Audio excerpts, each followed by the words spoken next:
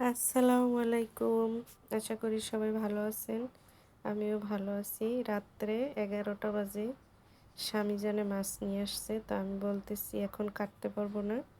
মাছগুলো আমি জিয়াই রাখি। তো জিয়াইতে যাই হয়েছে সব ইতিহাস।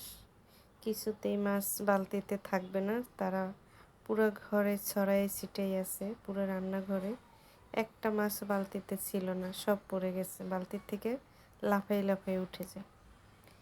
তো কি আর করবো, অনেক কষ্ট করে মাছগুলো জিয়েই রাখলাম, সকালে কাটাকাটি করব।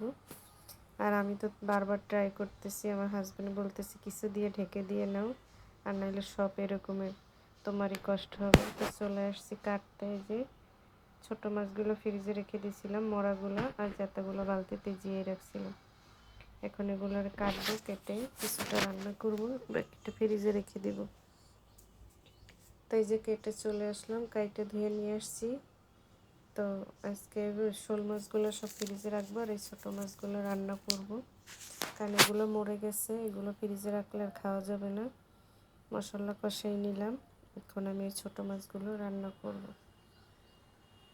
আর আমার কাছে এই জিয়াল মাছগুলো খেতে ভালোই লাগে, ও পছন্দ করে। আগে আমি খেতাম, ও খেত না। তো ও এখন আস্তে আস্তে একটু একটু খেতে খেতে শিখছে। আর আমার কাছে তো ভালোই লাগে, কারণ এগুলা কোনো চাষের মাছ না। রাত্রে ওই অনেক পানি উঠছে, তো এখন কূপ দিয়ে অনেকে ধরে সেই মাছ এগুলো। তো এই যে মাছ ভুনা করতেছি, আর ভিডিও লাস্টে দেখাবো আর কি রান্না করছি। তো আমার কাজই হয়েছে রান্না বান্না করা, টুকিটাকি আপনাদের সাথে শেয়ার করা।